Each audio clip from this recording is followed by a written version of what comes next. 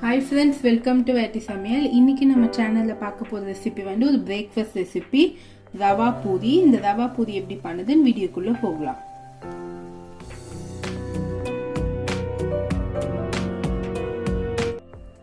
Friends, இப்போ இந்த மாதிரி ஒரு பவுல் எடுத்துக்கோங்க. இதுல 1 கப் ரவா ஆட் பண்ணிருக்கேன்.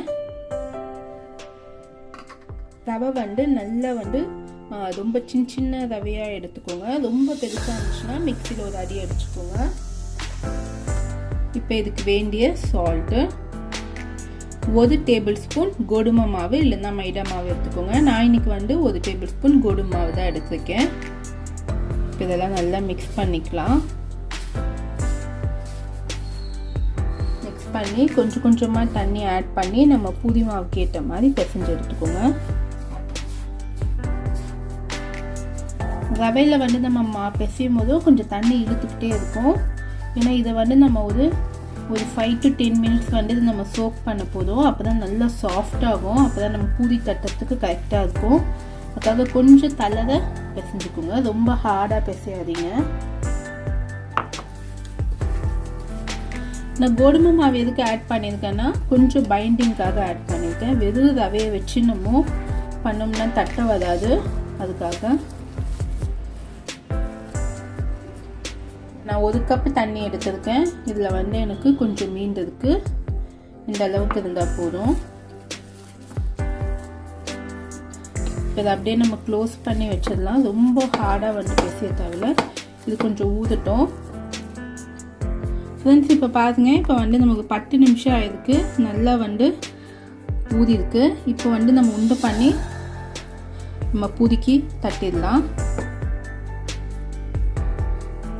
இந்த சைஸ்க்கு உண்டை எடுத்துக்கலாம். ஃப்ரெண்ட்ஸ், இப்போ பாருங்க. இப்போ நான் கோதுமை மாவு டஸ்ட் பண்ணி நம்ம இதை தட்டிக்கலாம்.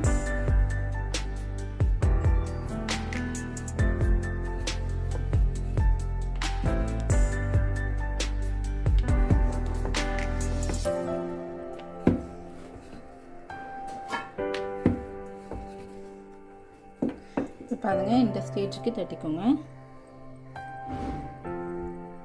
இப்போ ஆயில் நல்ல ஹீட்டா இருக்கு. இப்போ நம்ம பூரியை ஆட் பண்ணிடலாம்.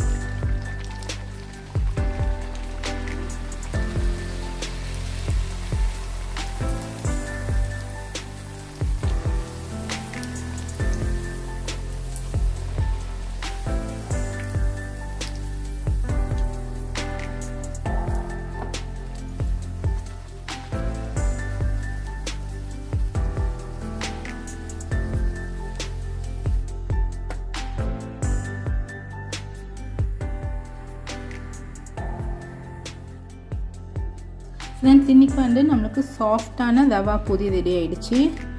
நல்லா புஸ் புஸ்ன்னு இருக்கு. இங்கே பாருங்க. இதுக்கு கோதுமை மாவு மைதா மாவு தேவை கிடையாது. நான் ஒரே 1 டேபிள் ஸ்பூன் தான் கோதுமை மாவு போட்டேன். ரொம்ப நல்லா சூப்பராக இருக்கும். நீங்கள் வீட்டில் ட்ரை பண்ணி பாருங்கள்.